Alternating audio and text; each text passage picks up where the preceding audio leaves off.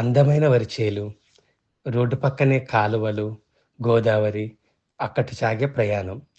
ఇదే అందరికీ తెలిసిన గోదావరి. అటువంటి గోదావరి జిల్లాలు ఇంత అందంగా ఉండటానికి కారణం సర్ ఆర్థర్ కాటన్. ఆయన ధవళేశ్వరం బ్యారేజ్ నిర్మించారు. ఈరోజు మనం ఆ ధవళేశ్వరం బ్యారేజ్ ఎలా కట్టారు? ఎప్పుడు కట్టారు? ఆ పనులెలా జరిగాయో తెలుసుకునేందుకు ఈరోజు మనం కాటన్ మ్యూజియంకి వెళ్తున్నాం. ఇదిగో ఇదే మన cotton museum. Sir Arthur Cotton మ్యూజియంను గౌరవనీయులైన ఆంధ్రప్రదేశ్ ముఖ్యమంత్రి శ్రీ నందమూరి తారక రామారావు గారు 25/2/1988న ప్రారంభించారు.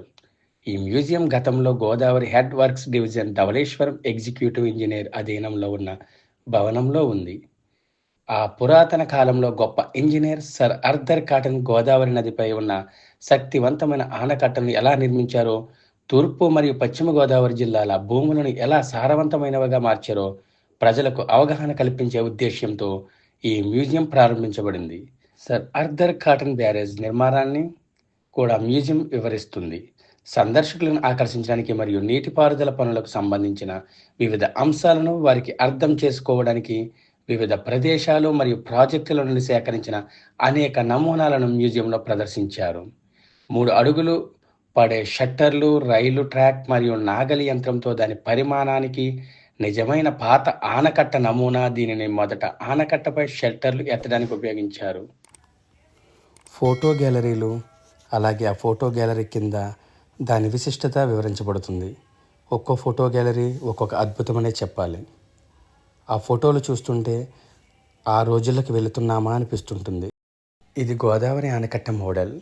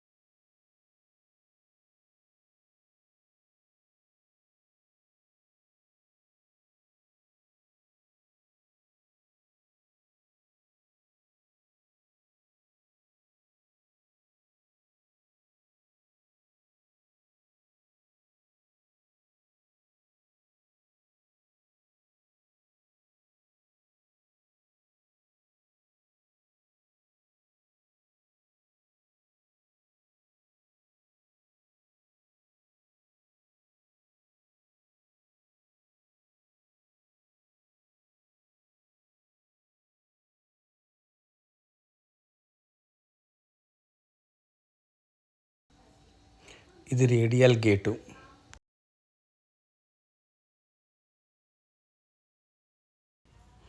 Bulk cement conveyor, head lock chamber,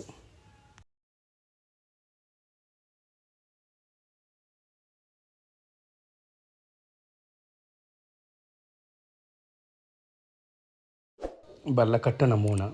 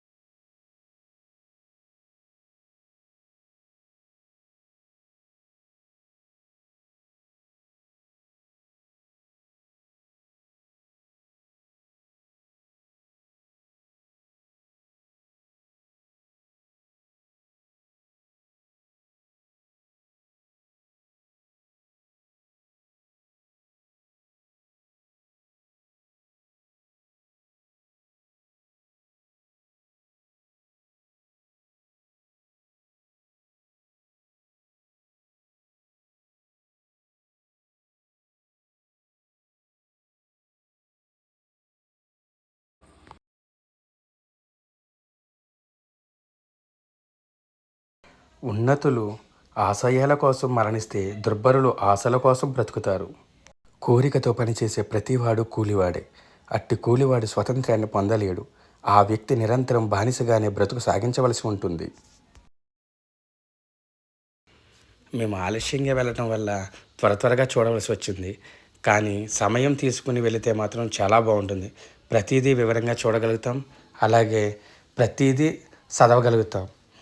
కంగారుగా వెళితే మాత్రం సరిగా ఏది ఆస్వాదించలేమని అర్థమైంది ఈరోజు.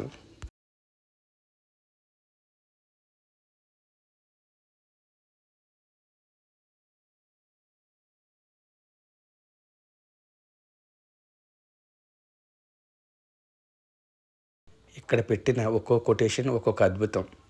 ప్రతిదీ చదివితే చాలా బాగుంటుంది. బ్యారేజీ నిర్మాణ పనుల గ్యాలరీ.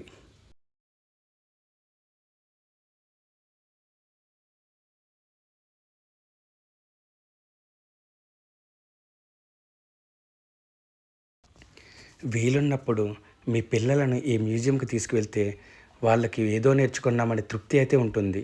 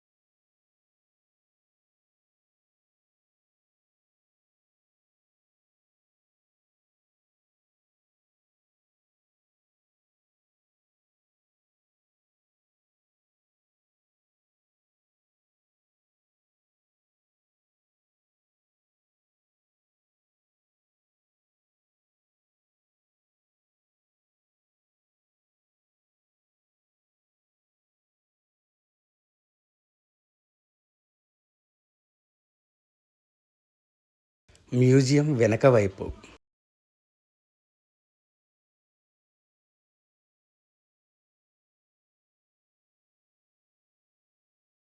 మా వీడియోస్ మీకు నచ్చినట్లయితే లైక్ చేయండి, కామెంట్ చేయండి, షేర్ చేయండి. సబ్స్క్రైబ్ చేసుకోండి. అందరికీ ధన్యవాదములు.